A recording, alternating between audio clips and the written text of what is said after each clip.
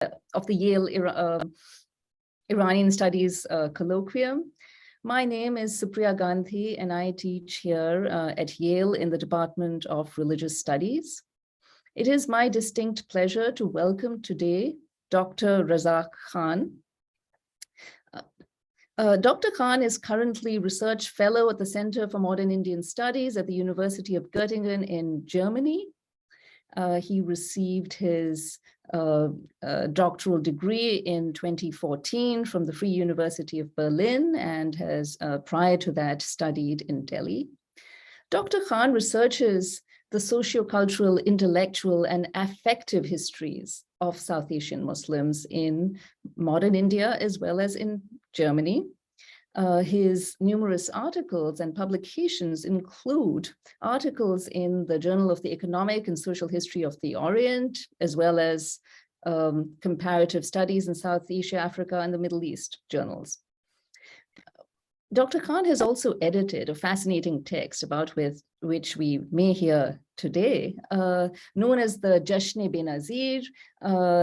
In its English translation, it is titled The Incomparable Festival, and that was recently published in 2021.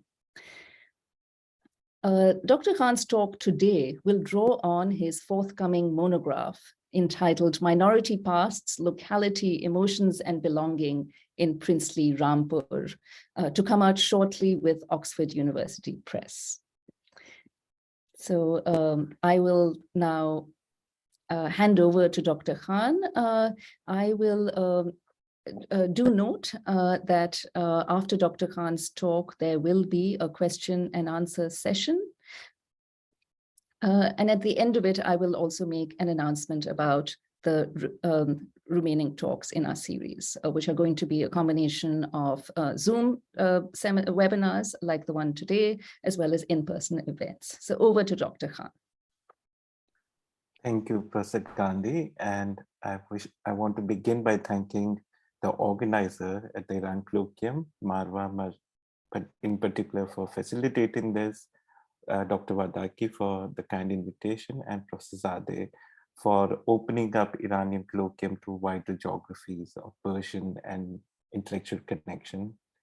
It's with this sort of understanding of the wider geography of Persian that I want to start this talk by looking at poetic text. So I'll be speaking about a section from the first chapter of my book, which looks at poetic production in the aftermath of 1857. For scholars and participants who might not be so familiar with the colonial history and may sort of think of poetic production, particularly with the Mughal or the Awadh court, Rampur remains largely unknown or marginalized in this history.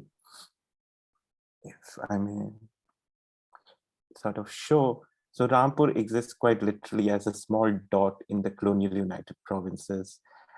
Its larger history is rooted, of course, with the migration of the Afghan Rohillas from the Roh region to the Rohilkhand region, and both the areas sort of connect with the Rohilla identity.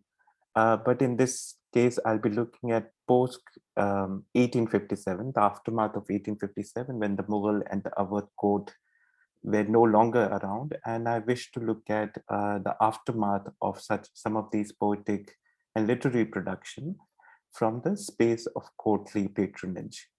Now, various scholars, and I here want to acknowledge the work of Professor Muzaffar Alam, the important work done on millennialism and sovereignty, concept of sovereignty by Asfar Moin, and of course, also Professor Gandhi's work on literary production and religious authority in Mughal India as important work that sort of allows us to think of what is the relationship between sovereignty and wider literary production. Why should a ruler be invested in literary production, not just in terms of patronage of text, but also textual production? And I hope to, in that sense, combine all of these larger literary questions with the political one by arguing about the concept of poetic sovereignty in princely India. So let me begin by looking at poetic sovereignty in Princely Rampur and although the book project looks at 3 Nawabs in post-1857 context, today I will only be focusing on Nawab Kalbe Ali Khan, who ruled in the aftermath of the mutiny. So let me begin with that. So one of the recurring literary images used to describe Rampur in the post-1857 context was one of an oasis in desert or a place of refuge. It was on the basis of this imagery that the state earned its nickname as Rampur as Arampur, and thus as a place of tranquility and comfort for dislocated Muslims, particularly from the erstwhile state of power of Delhi and Lucknow.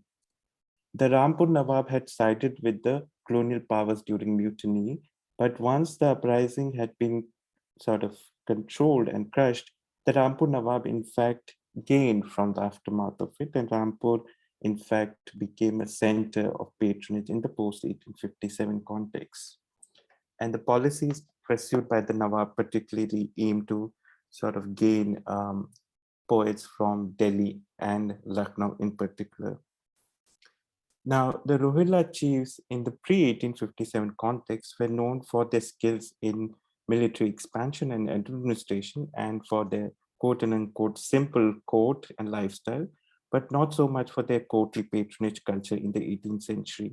Although we need more research on this, and Navina Naqvi's forthcoming work would shed more light on the missing history of Pashto and Persian patronage in the 18th century context.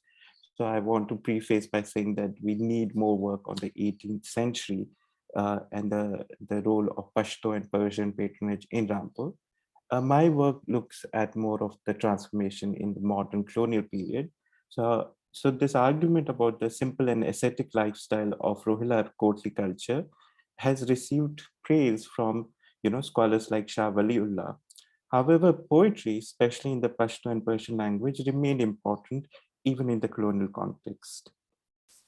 We notice a greater involvement and a change in the style of cultural patronage under Nawabs of Rampur in colonial context as they focused on claiming the Mughlai Awadhi structures and their underlying heritage of patronage and legitimacy. Poets and poetry were a crucial feature of the Mughlai and Awadhi traditions of rulership. The last Mughal emperor, Bahadur Shah Zafar, and the last Nawab of Awadh, Wajid Ali Shah, may in fact be better described as poet emperors. Poetry, therefore, was an important site of politics, and the Nawabs of Rampur were well tuned to its use.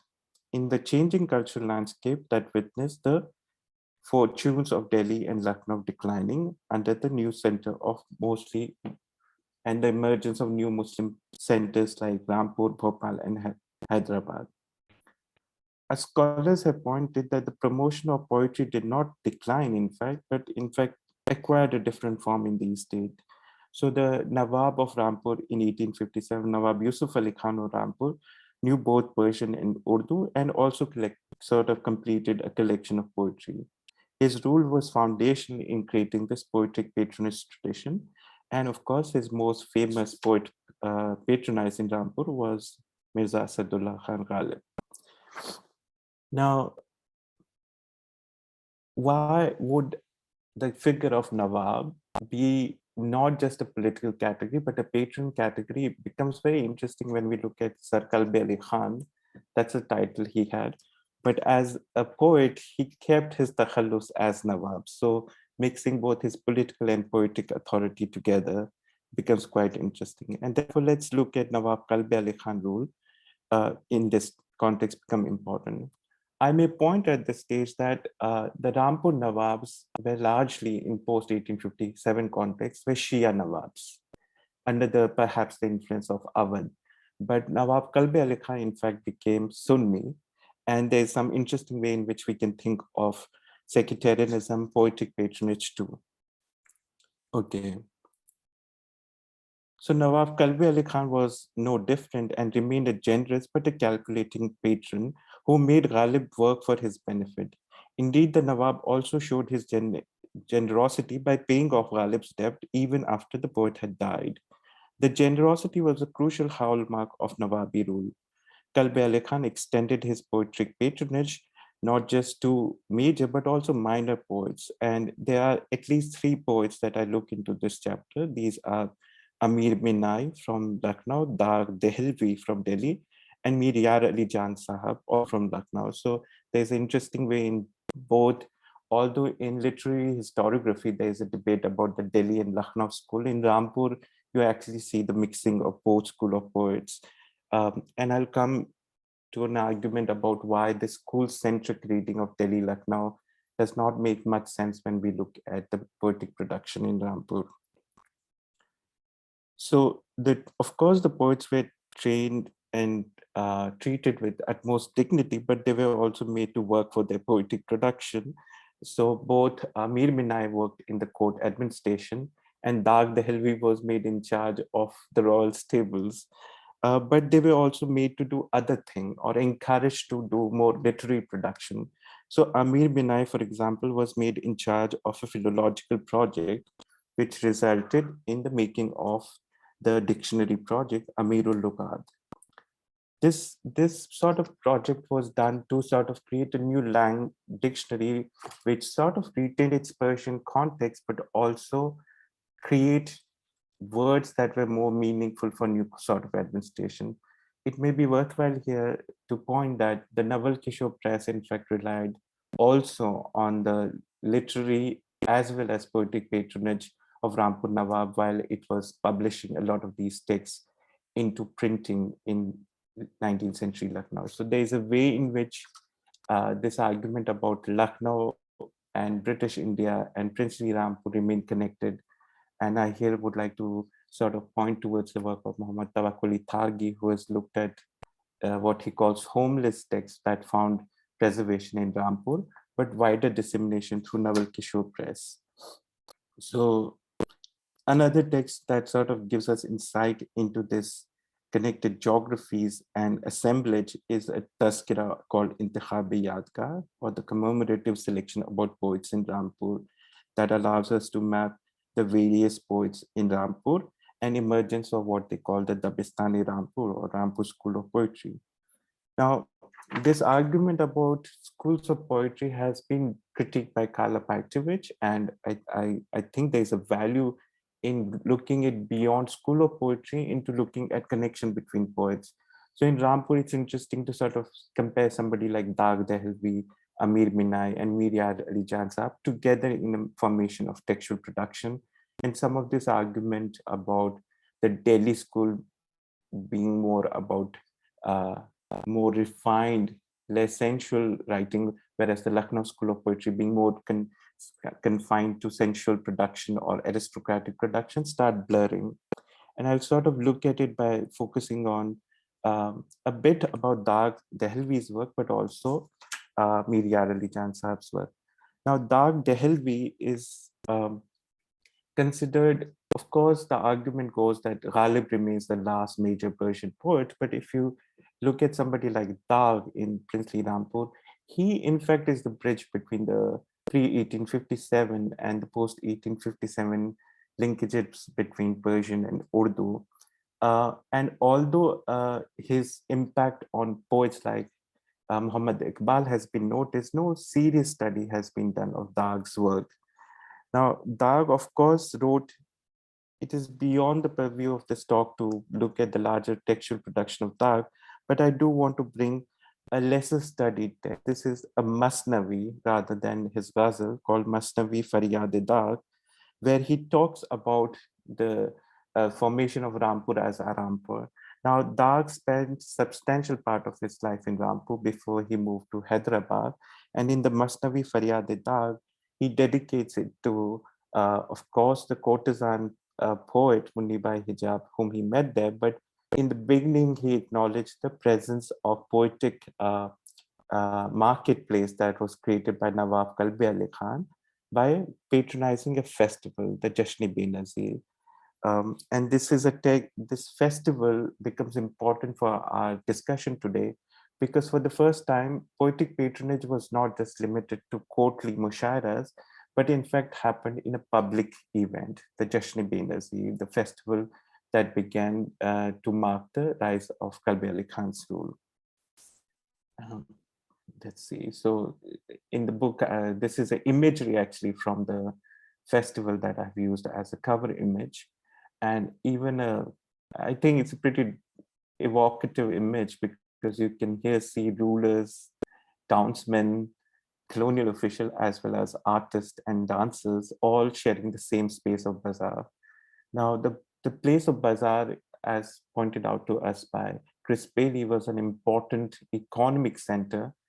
But as other scholar, more in particularly Aditya Behel's important work on Nazir Akbarabadi reminds us that bazaar was also an important site of mixing of different actors.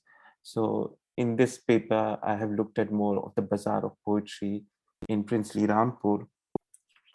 So in this text, we are lucky to have a description of this text by Mir Yar Ali Jan Sahab from Lucknow, who moved to Rampur and wrote a description of this festival in verse form. And the form that he used again was not ghazal. So if Dag Dehelvi turned to Masnavi, Mir Yar Ali Jan Sahab turned to Rehti form of poetry, again, a form of poetic description that was being increasingly in British India coming under reformist attack, the literary reformist attack, for being too sensual and decadent and tied to vocal masquerade. As a form of poetry, Rehti uses the quote unquote women's language. And the scholarship on Rehti so far has focused on its description of women's domestic life. But this is a text that I found compelled to write about before I finished my own book, because it is a profoundly public text, not just because it's about a public event, but it uses Rehti form to talk about public event, but also connection between poetry and the rulership. So the Nawab was particularly hailed for initiating this festival where poets, Dastango, Rehtigo were patronized. And this is an image of Jan Sahab in the festival, presiding and performing in the poetic assembly that were open also to the public. Okay. And an imagery from here, for example, gives insight also as to how this event, you can see it had both a literary aspect, but also a visual dimension. So an album was also commissioned alongside the poetry. So thinking of poetry's affective archive also allows us to think of the visual and the textual together. And this is so far, this text has remained marginal. It is preserved in Rampur as a library, but through the translation of Shadna Ved, and I edited the volume, we hope it will disseminate wider sort of engagement with this text as an archive and not just as a poetic elaboration. Okay, so during the first year of his rule in 1865 to 66, Kalbe Ali Khan had started a public fair called the Jashn-e-Benazir. And the best account of this festival so far remains a poetic text, the Musaddas Tahniyat-e Jashn-e-Benazir.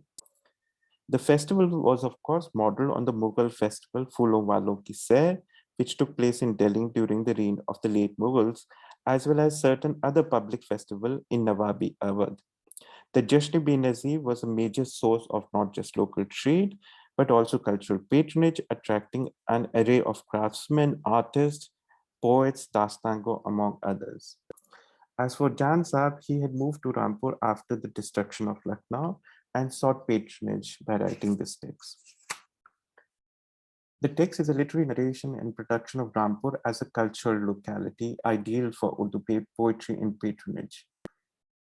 Its status as such is attributed by Jan Sahab to the qualities of Nawab as a cultured and generous patron who started the annual festival and sort of therefore provided a marketplace for poetry as well.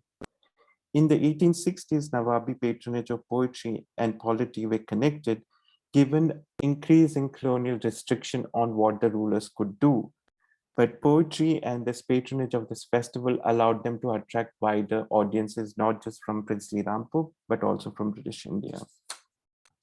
So apart from the literary value of the Jan Sahab Rehti text, it is also a remarkable affective archive of its historical moment. for it gives us both a multisensorial archive of poetic and visual sources, illuminating life of rulers, elites, poets, but also commoners. And therefore, it has been approached by a variety of scholars from visual art studies, as well as scholars of music, sort of to refer and study late 19th century musical patronage too. So I don't want to sort of suggest that poetry is singular. It is, of course, part of wider realm of other patronage tradition too.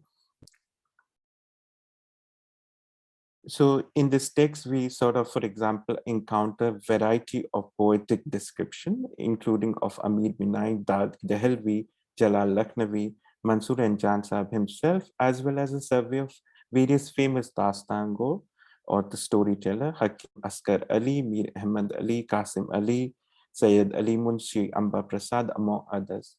It may be worthwhile to point here that these were the most important dastango for the Nawab, the Nawal Kishore Press publication of Dastan subsequently.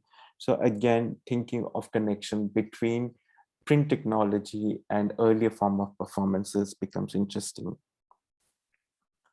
Overall, therefore, in the 1860s, the Genders Nawabi public celebration was much valued and celebrated.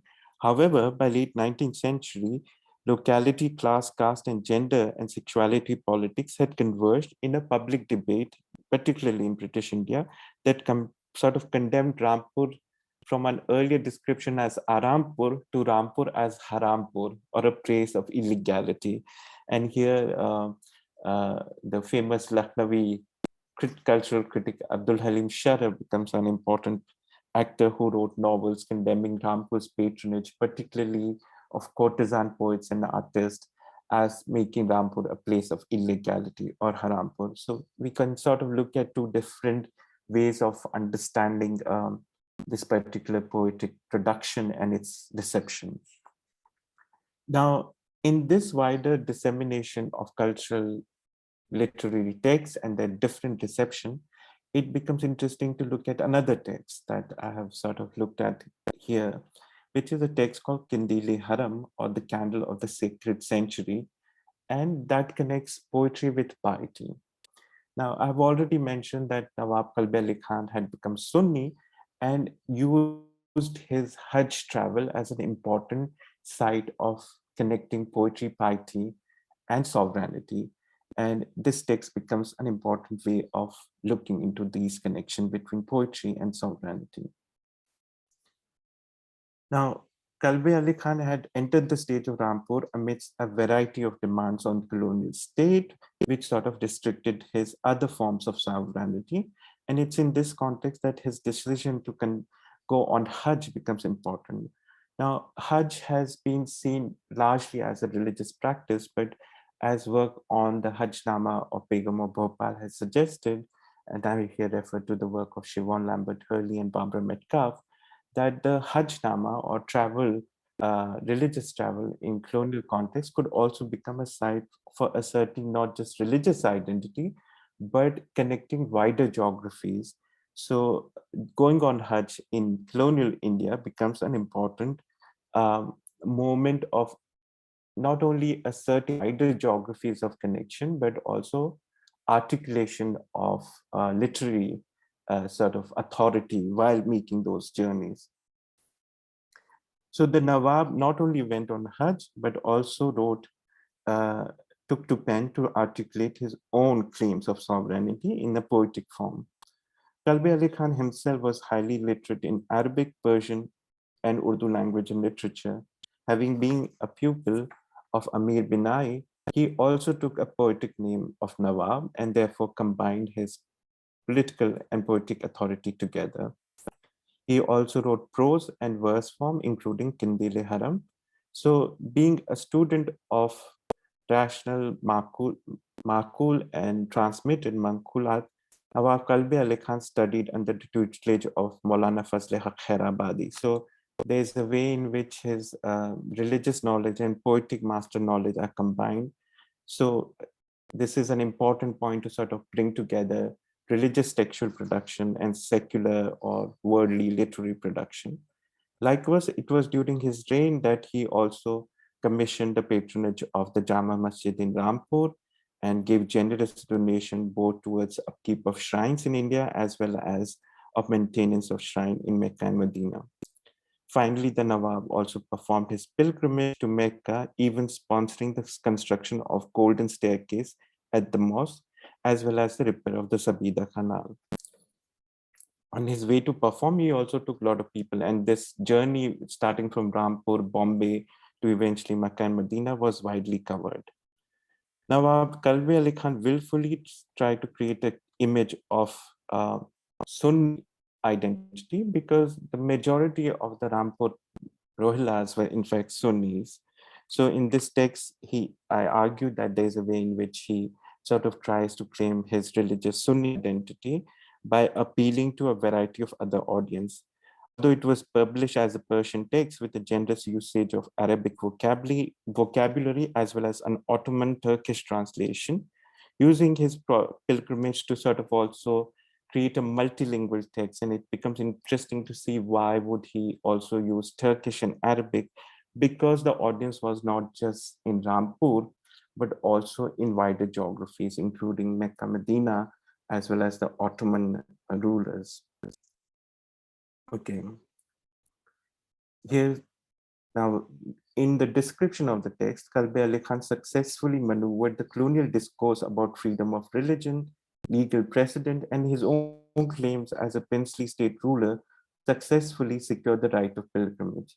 His Hajj narrative was therefore not just based on personal piety, but about larger questions of sovereignty and state power. His acts of piety and philanthropy were recounted in great detail in state-sponsored writing. Piety provided a crucial vocabulary, in this case of poetry. For the more specific context in Kindili Haram, the work was written in ornate Persian prose and begins by talking about the mediation and power of Prophet Muhammad.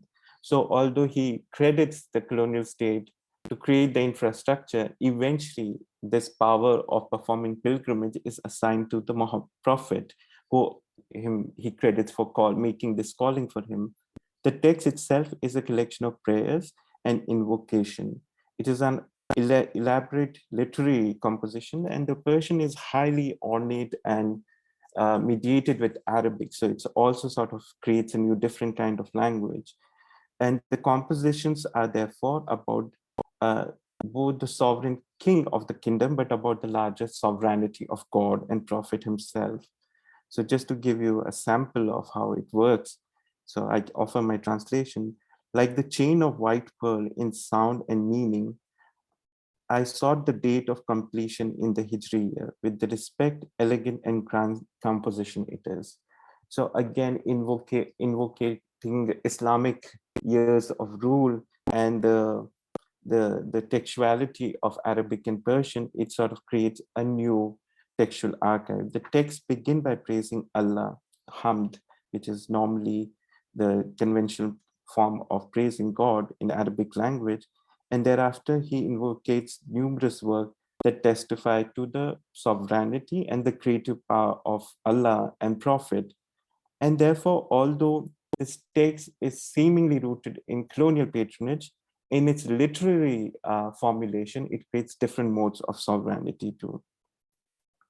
So here, the creative power of Allah is accentuated by his benevolence to those who served Ibrahim from the wrath of Namrud, the savior of Yusuf, and the healer of others.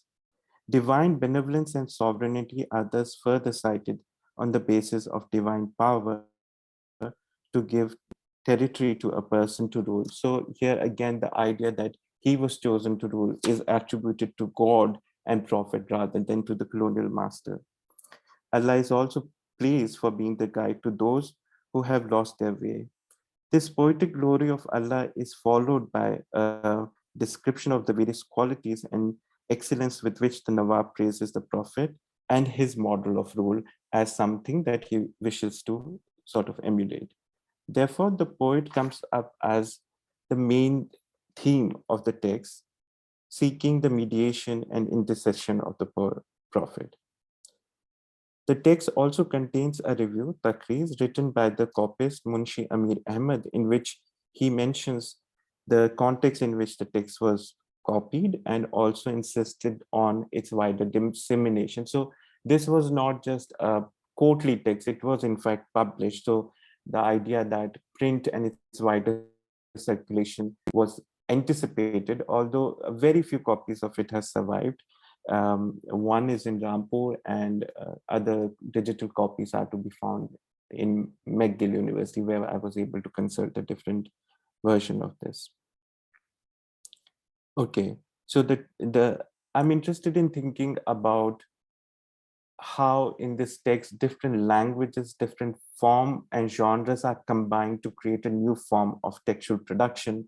So it's not a conventional Hajnama in the sense that the way Begum of Bhopal wrote, where she was constantly talking about colonial form of rule and other form of rule and sort of insisting on how her own rule was in fact better than what was seen in Mecca and Medina. So that particular text and its English translation remain tied to colonial form of authorities. And it is fascinating to see why, in this case, the text sort of turns not so much to English, but to other tradition of Arabic, Persian, Turkish, and Urdu rather than English.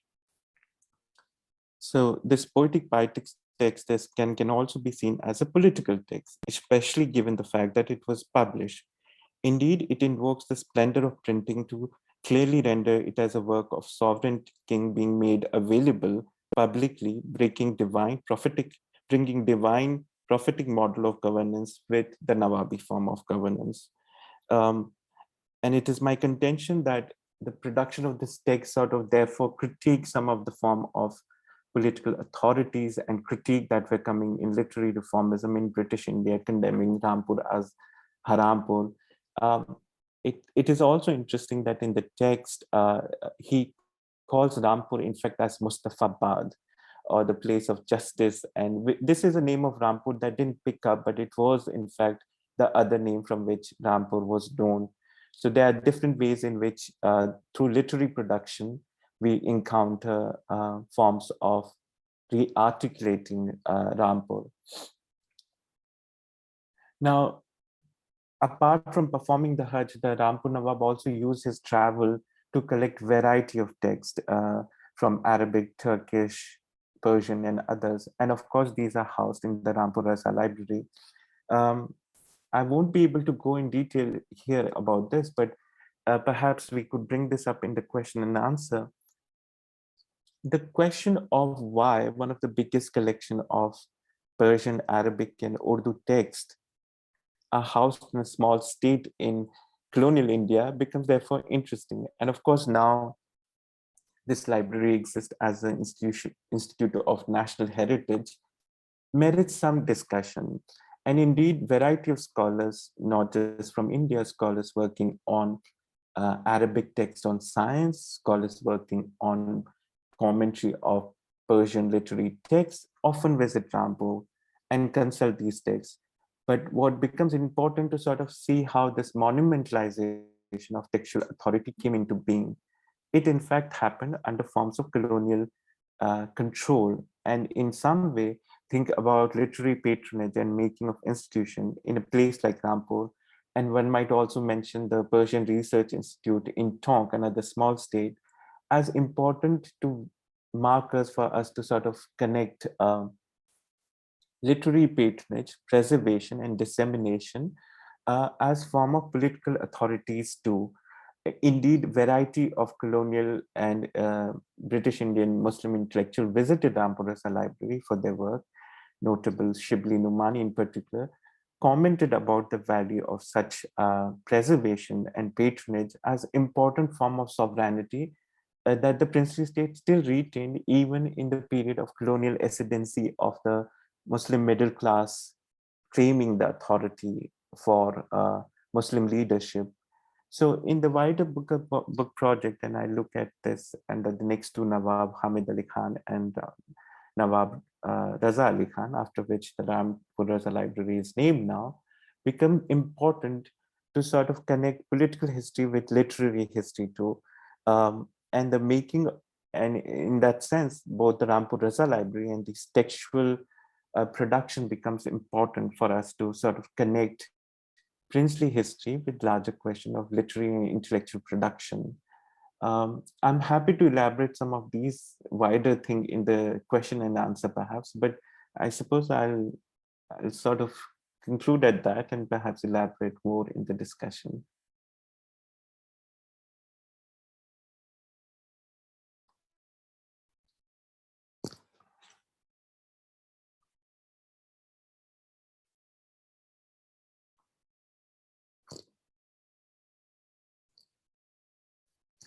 Not audible. Sorry. Yeah. That. Yes, thank you so much, Dr. Khan, for that fascinating insight into this key site of literary production. And it seems that, sort of what you were describing were efforts in the 19th century to perhaps place Rampur on the literary map in many ways. Through memorialization, whether it's like, works like, the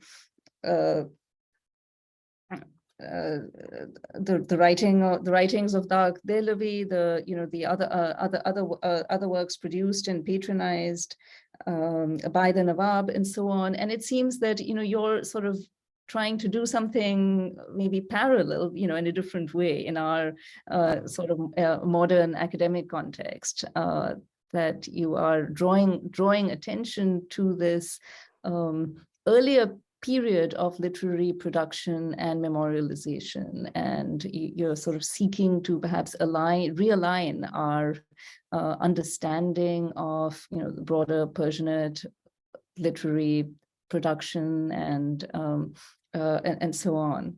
I was really fascinated to get glimpses of these works that you wrote about. And, I must confess, I haven't had a chance to get my hands on a copy of your, the Jashin-e-Benazir book. And when you were describing it, so it seemed to me that there is memorialization of important figures, important literary figures, dastan goes, etc. And then, and then in the with the bazaar, are there also descriptions of the different kinds of people frequenting the bazaar, like different groups of craftspersons and so on? Yes. And to me, this also evoked a whole host of earlier literary associations. The Sher-Rashob genre in the early modern period, where typically it's people in a bazaar or in a city who are described, and of course the bazaar is an important site where one can encounter these different kinds of people. And in some ways, this is also where you have aestheticized descriptions of marginalized groups who otherwise would not feature in Persian literature necessarily. Like, you wouldn't necessarily have, like a kind of, water carrier or a bow maker or a carpenter. But sometimes there are these rather romanticized, aestheticized descriptions of them as as part of a whole array of people described. Groups of people, of course, boil down to sort of certain essentialized characteristics, but they end up evoking a whole tapestry of the beloveds of a certain place, or the wonderful people of a certain place. And then this also becomes a site that seems to have an interest in those who are sort of studying and writing about Persian. So Zuhuri's Mina Bazar. And other writings of again the early modern figure Zuhuri, they then get commentaries by Imam Bakhsh Sehbai, and then there are Urdu commentaries on these very ornate Persian works, and that they come to be used in an educational setting. So I was wondering about maybe the intertextual elements, is there a sense that this is part of a larger tradition of writing about bazaars and stuff? And of course, we know about the socioeconomic history of bazaars in the region, but it also functions in a certain way in Persian poetry. And I think the what precisely these images are doing, and these portrayals of Sunil Sharma has certainly has written about this, of these different types of people. I think that it does open a window onto really a large move as there are these places that are being put on the Persian literary map. A move, sometimes it happens after a place is conquered, that a poet will go and kind of write very appealingly about the flora and fauna and peoples of that area. So I was wondering if you could say perhaps a little more about the text, and how what some of these themes and topics are doing. Yeah. Thank you, Professor Gandhi. I think I didn't want to bring too much attention on the Jashn-e Benazir text, because that's a work that had come earlier, but perhaps I could read a little bit from it to give a context. Yeah. And then I'll come to the argument as to why this is not just poetic literary debate, but connected with wider mediation on social relationship. So let's look at one description of Bhangan, the sweepress in this text. Okay. So Jan Saab says, I nikhar nikhar ke mohallo se bhangane, jo rokta hai kehti hai mat rok re mujhe. Okay. And it has been translated by Shad Naveed as scrubbed and clean, the sweepresses from their localities make an entry. Should anyone accost them, they reply, do not even try. Okay.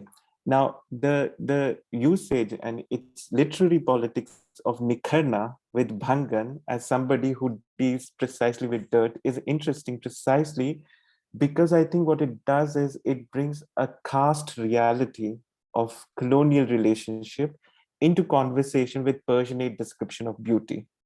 So following Sunil Sharma's important work, and I had the chance to discuss this with Sunil, what becomes important for looking at these texts in late 19th century is, of course, an argument of continuity, the Sher-e-Ashok form, but also look at the changes. So caste become, for example, very important shift here.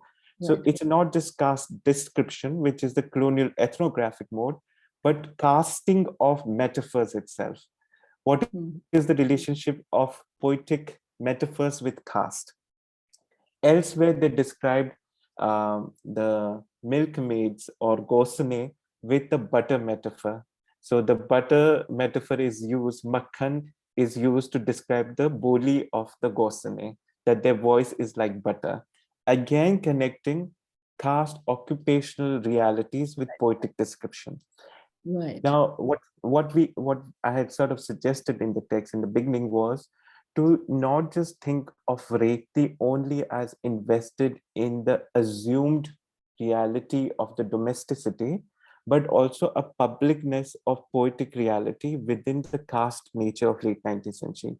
And in Bazaar, this is an argument that Shudipto Sen makes very interestingly, where he suggests that the bazaar should be seen as a site of social and literary mediation, and not just as an economic locale. So his argument therefore becomes important, that why is it that all these festivals, and Francesca Orsini has written this in the Hindi context too, that why are bazaars and festival fairs, melas, increasingly becoming site of condemnation?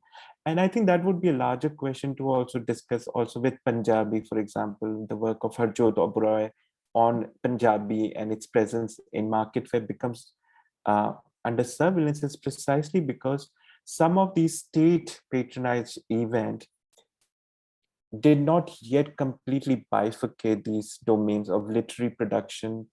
I guess the politics of aristocratic patronage and middle class patronage is this. Middle class patronage of literary production tends to remove or condemn two classes.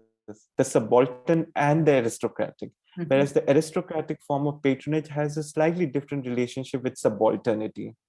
So in that sense, this is why the larger argument I'm trying to make in the book is that the discussion on literary reformism of late 19th century India from the place of British India Sharif reformism and the debate on literary reformism from princely state is slightly different. And I could come to this in a moment by looking at also Kavita Datla's work on Hyderabad, as to how Urdu in Hyderabad functioned very differently. In Urdu in Hyderabad has a much more turn toward Arabic and Persian, unlike Urdu in British India, where they wanted to make a new kind of reformed Urdu. So I suppose I'm not answering directly your question. But what I thought was interesting, and this is why I felt a book on Rampur also needed forms of translational labor, and this is why we did the Jashn book before the main monograph, was to think of poetry as archive. Unlike, because there was very little on this festival in terms of colonial or princely archive. This is the main text, poetry as an archive.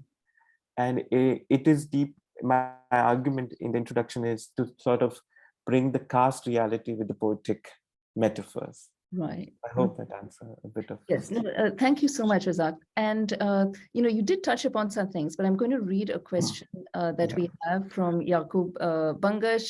Hello, Yakub. Can you place this literary development in a more political setting? By the late 1800s, the Raj placed a lot of emphasis on patronage of literary endeavors by princes, and honors were largely tied to them. At the same time, the late 1800s led to a more pan-Islamic viewpoint emerging from several Muslim-led princely states. So how far is the impetus for these activities political in nature? And then Yakub is saying, yes, he's answering this already, but should you have anything more to add? Yeah, thank you, Yakub. Yakub's own work on princely state in Pakistan is quite important here. So I didn't read a section that followed the production of Kindile Haram. This was in debate about receiving of medals from Ottoman rulers to Rampur Nawabs, which was highly controlled.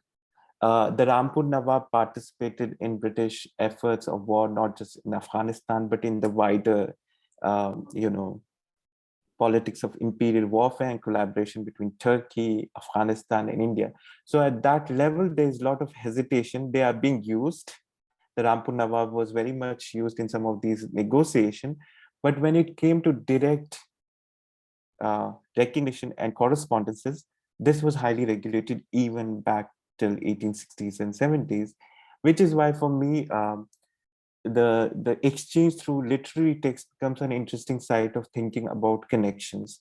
And I thought the Turkish section of the book, which I was grateful for my colleague from Ottoman history to help me with, becomes important. That it's more at the level of affinity or connection at literary level that some of those gestures could be made that will not be allowed at the level of, let's say, receiving of medals or title from the Ottoman to a princely state in India. In fact, I must point that there were files in National Archives of India with surveillance over both Begum of Bhopal and Rampur Nawab because of this constant fear that they need to be used for these larger imperial politics. And yet there was this constant fear that they might be in touch with these Ottoman rulers or even Afghan rulers that can create, that created colonial anxieties. So in a way, I suppose what I'm trying to do, and not very convincingly, I think at this stage, is to bring literary texts as form of political history. So I'm not a literary scholar, I'm a historian. So for me, but it became very interesting that most of the text in Rampur Raza library, the Rampur archive was in a very bad shape. So all you find are textual archive in Rampur. So you will only have poetic production or these texts. Now the challenge becomes, how do we think of production of these texts with the political archive? So for me, that was a challenge of bringing the files I was reading in National Archive and British Library vis-a-vis the textual production and Rampur as a library. Some of those connections which were not allowed were possible through exchange of text.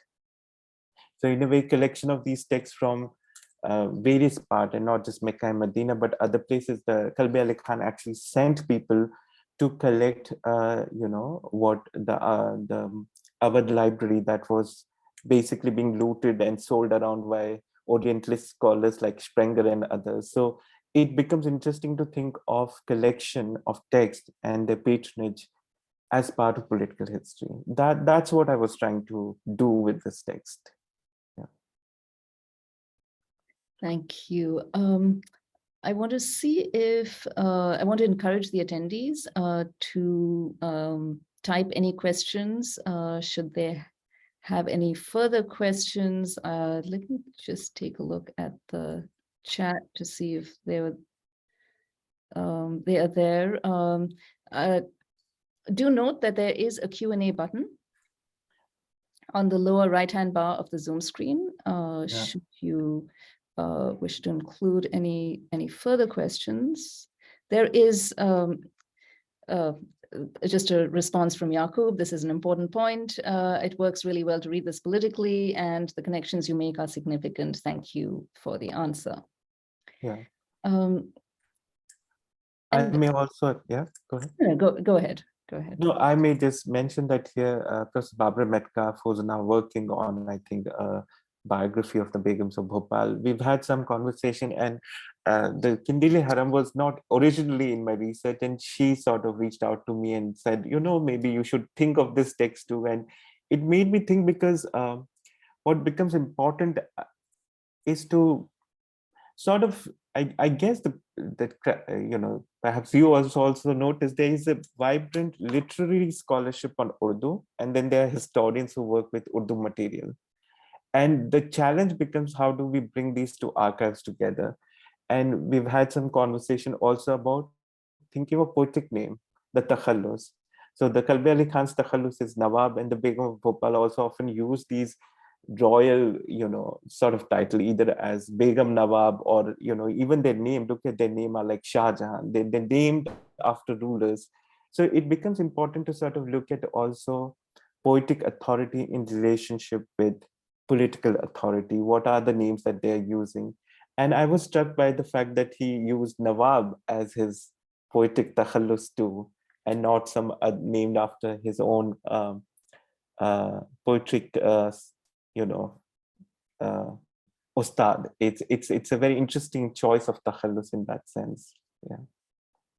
Yeah, thank you, Razak. I wanted to sort of draw attention to something that I found intriguing in your book. I think it came out more in your book than your talk. The idea of poetry as a way of articulating a kind of sovereignty during an unstable time. And to me, too, this actually evoked, comparisons with the 18th century, where, say if you look at, poets in Delhi, for instance, they're facing, so many threats and invasions and all of that. And yet, the 18th century, despite the political instability everywhere, was so important for the flouriscence of poetry. And in a text like Zikr-e Mir, for instance, literally the world is falling apart. And he is like retreating for some days to study a work on Arabic rhetoric, or he's like desperate in search of patrons, and he meets people, and then they just want to improve their poetry, perhaps there are some similar parallels in our era, with our kind of emphasis on certain kinds of, like self-care or self-fashioning, like when you're facing like these dreadful crises, I'm wondering if you could say a little more about that in the context of Rampur, and then perhaps or perhaps not linked to that. I'm also wondering, what it meant for Nawab Kalbi Ali to actually to collect these books. You mentioned that he went to great effort to collect books and manuscripts. Sort of, was he? How did he envision them being used, or was it really just the act of perhaps collection and preservation that was more important to him? Yeah, and it, that's a very existential question, I think. Why turn to poetry when the world is falling apart? And I think it is something deeply important also. I suppose poetry allows for a site or a space that I think function differently at least in the colonial context, very differently. I'll give a very different example. I had the chance to write an article on Persian and Urdu travelogue and their English translation.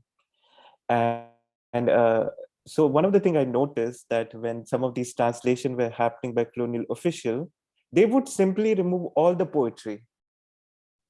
So their argument was, this is useless, this is a distraction, and we don't need it. But in some of the most important section of those translations, the side of political critique is happening precisely in poetry. So if one of the earliest Abu Talib, I think, or I can't recall at this stage, but one of the earliest Persian translation was about critique of colonial rule in, these balls that they were organized in London. And it's precisely through poetic metaphor of being distinct or finding oneself alienated, that forms of political critique or self-assertion would happen. Now, I think this is not a misrecognition. It's because the function of poetry is different in the Persianate Urdu vis-a-vis colonial idea of the poetic. And of course, this is largely related also to the description of the Oriental literature as being useless. Even somebody like Sprenger, one of the biggest collection of Persian poetry and collection is in Berlin, is the Sprenger collection. Yeah. And in the introduction, he says a lot of this is useless. But if you look at the collection, a large part of it is poetry related. So then that comes to the idea of what is the social and political function of poetry. And a lot of I don't want to just only say this as a utilitarian argument, but poetry can function as a form of political critique, which is why, as you're saying, even in current time, whether it's in Iran or in the anti-CA protest in India, you see actually suddenly a lot of poetry. Yes. So there, I think then the question is, what do we mean when we say poetry? In some form, one could argue that the archive of intellectual history in South Asia is in fact poetry. When we're thinking about debate on philosophy, philosophical tradition in Persian, you would often find that it is in poetry rather than some elaborate prose text, which is why I was intrigued that why is the Hajnama not in prose? Why is it in poetry? So this would be a larger question for, I think, which is beyond my scope, and you have worked on it in late Mughal India.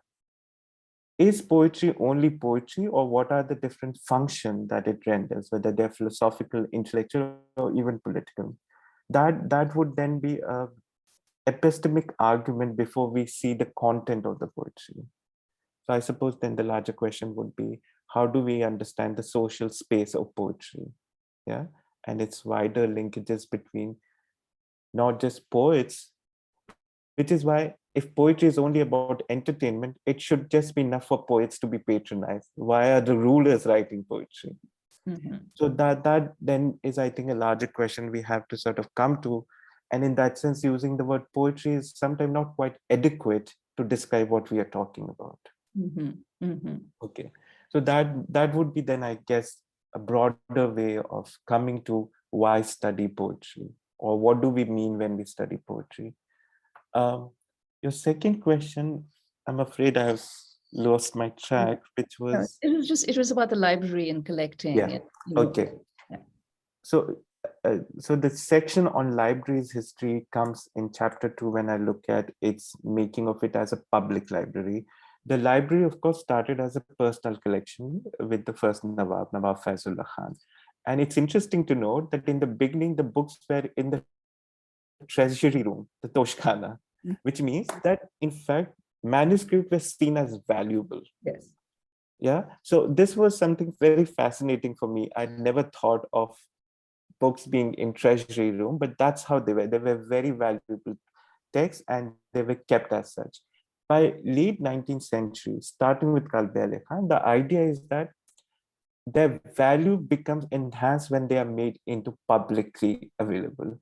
So starting from post 1857, there's a way in which the Toshkhana room, the collection moved from treasury to a more in the beginning, it's only partially public, but by late 19th century, particularly under Hakim Ajmal Khan, who was hired as one of the first librarian, the effort is to make it semi-public. And by Raza Ali Khan time, it was completely public institution.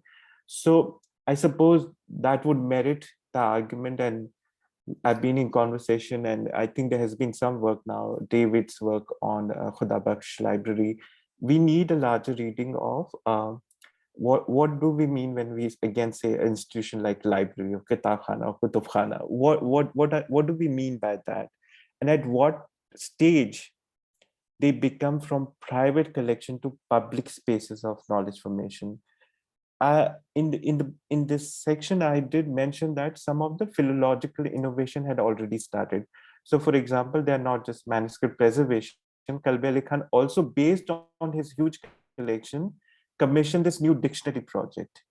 Now, the making of this logat suggests something interesting, and in book I have argued that one might think of these movement as already engaging with modernity or reformism before the efforts in late 19th century British India. So the philology project is already based on debate about removing certain old word and bringing new word in this logat. Unfortunately, it was a 10-volume project, wasn't completed, but one might see, so the two major projects of dictionaries actually started in Princely India, the Rampur project, and also subsequently, I think also in Hyderabad, and Andrew and Kavita have worked on this. So it's important to sort of think of literary modernity as not contingent on colonial modernity. And not just see these libraries as preservationist model, but also transformative moment too.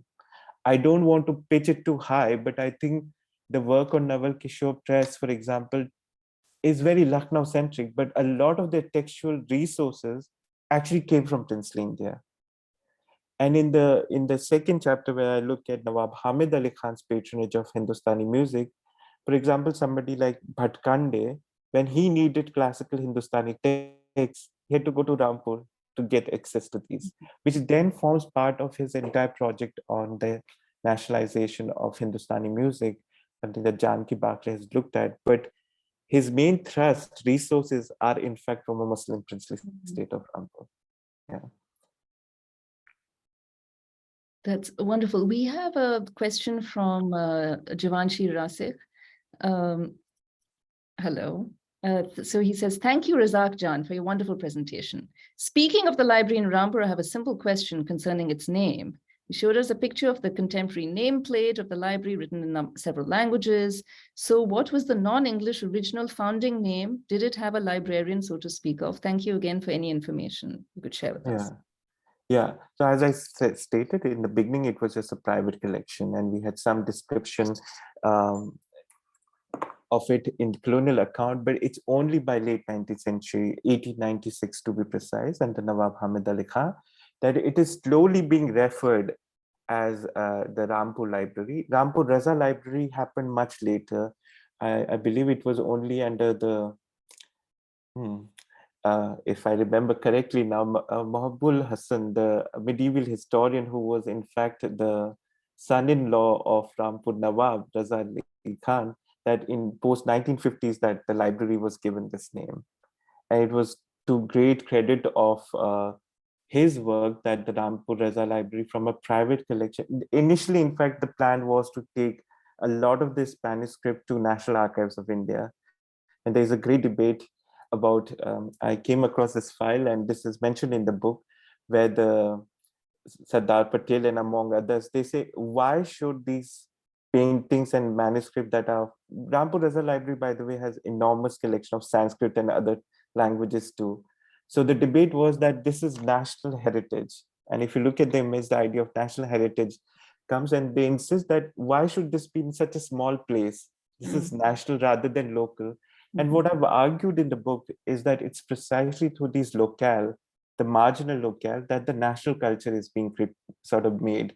So if you look at major centers of library preservation, Tanjore and other, they are in fact not creation of nationalist patronage. They were taking over princely patronage tradition and converting them into whether they're center of music or center of literary patronage. So that is the moment, the nationalization moment is 1950s rather than in colonial context, but there is a great demand and there are a variety of visiting colonial officials who sort of consult the library. In fact, in various colonial visits, the library is what is being often showcased. So they don't just go only for hunting and other kind of princely hobbies. One of in the annual reports is the library collection, ever increasing library collection that is emphasized. The beginning of that moment is under 1896 under Hakim Ajmal Khan. And in fact, a lot of his own work, he was actually the Hakim or physician to the Nawab, but then he was hired also to create the catalog and modernization of library starting in 1896. Yeah. So I think we ought to wind up there. But thank you so much, Dr. Khan, for a most fascinating and illuminating talk, and your responses and the kind of subsequent discussion. I think that really shed light on your work and its importance. So thank you very much. I just want to make a quick announcement that our next Iran Colloquium event will be held in person on Wednesday, October 26 at 4 p.m. with Jane Michelson. The title is Page, Margin, Body, World Philology for the Text of the Soul in Persianate South Asia. So that will be an in-person event. But back to you. Thank you so much for this wonderful occasion. Thank you so much for your engagement and also the people in the audience, some friends and others. It was good to connect, albeit virtually, with them. Okay, wonderful. Thank you.